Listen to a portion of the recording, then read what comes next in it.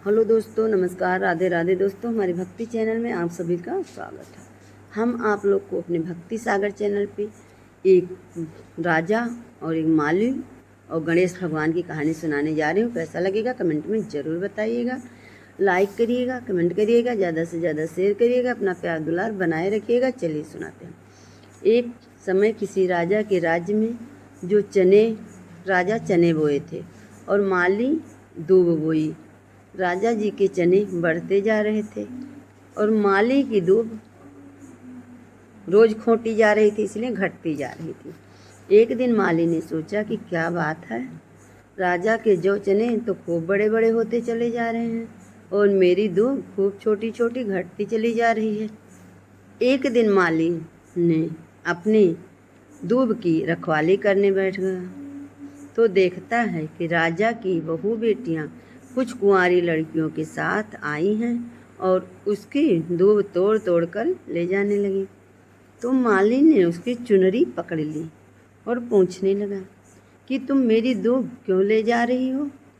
राजा की बहू बेटियां बोली, हम 16 दिन गणपति भगवान की पूजा करते हैं। जब 16 दिन बाद हमारे गणपति विदा हो जाएंगे तब हम अपने गणपति की सारी सामग्री लाकर तुम्हें दे देंगे। तब माली ने उसकी चुनरी छोड़ दी और जाने दिया।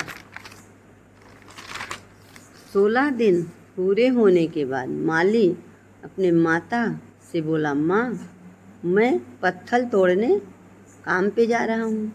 जब राजा की बहू बेटियाँ आएँ तो उनसे गणपति जी के पूजा की सारी सामग्री ले लेना। राजा की बहू बेटियाँ आईं और 16 दिन की पूजा की सारी सामग्री देकर चली गईं।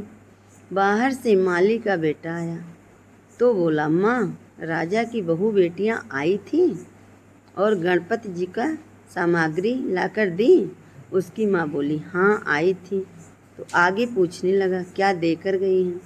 मालिन बोली, वो बहुत सारा सामान देकर रसोई में रख के गई हैं।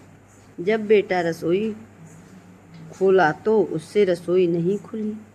तब गुस्से से दरवाजे पर पैर पटकने लगा।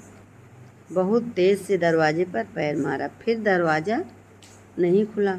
तब उसकी माँ आई और आसानी से दरवाज़ा खोल दी।